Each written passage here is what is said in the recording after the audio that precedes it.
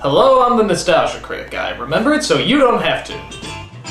In 1969, Sesame Street was born, an educational show that actually made learning numbers, letters, and words somewhat entertaining. It was put together by puppeteer legends Frank Oz, Jim Henson, and a few others. For a while, it was everywhere, and if you can believe it, this show is actually still on TV, running almost 40 years non-stop. Surely there must be some kind of movie we can exploit out of this.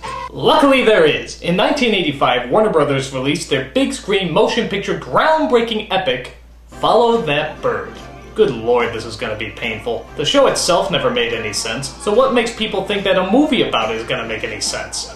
I haven't seen this movie in years. I just remember that it was weird and childish.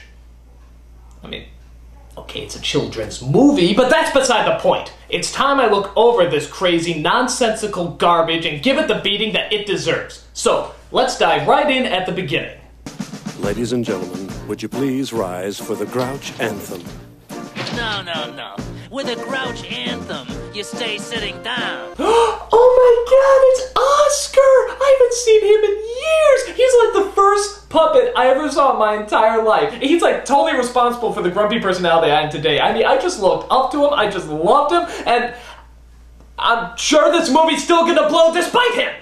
Alright, so it starts out with an organization called the Feathered Friends, which apparently relocates orphaned birds with proper families. It turns out that Big Bird is on that list. Dude, look at this information. Was someone stalking him? And one representative, Miss Finch, goes to his aid. So this logically brings us to Sesame Street, where we, of course, come across Big Bird! Oh my god! He is just as big as I remember him. Some things never change when you're a child. It's a man in a costume! A big, lovable, heartwarming costume.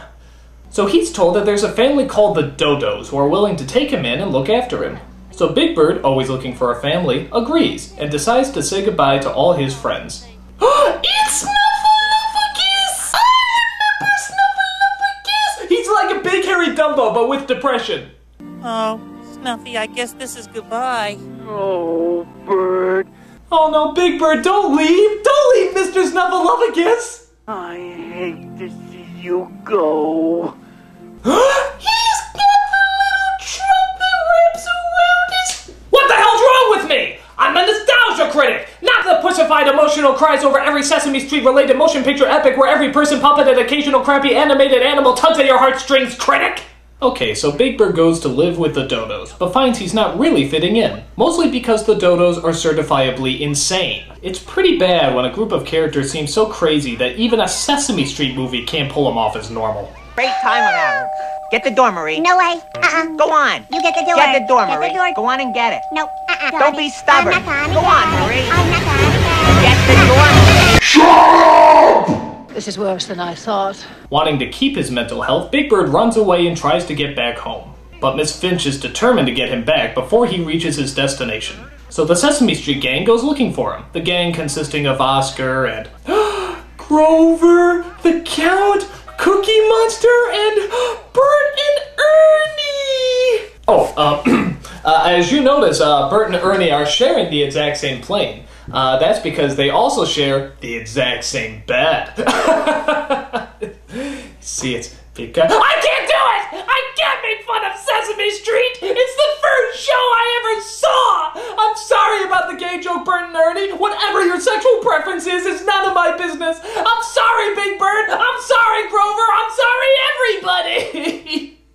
I love you all! You're all so beautiful and innocent to me! You are childhood! I can't do it! I'm finished! I'm done! Get someone else to review the movie! I can't do it! Hey you! You want $20? Go review this movie! Hooray! Oh! I am here to review... What's the name of this movie again? Follow That Bird. Oh my god, this is the greatest movie I've ever seen in my life!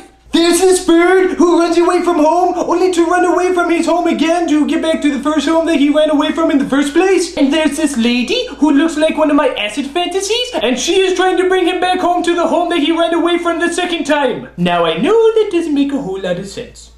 So anyway, there's these two guys, and they're like, dude, that's a big bird. And they're like, let's paint him blue for some reason and parade him around like an animal, which he is an animal, so I guess that's legal. Meanwhile, Bert and Ernie are flying, Super Grover is flying, and Oscar is flying, except on the ground, and Cookie Monster ate his car because he thought it was a cookie. I thought my car was a cookie once, but it wasn't a cookie.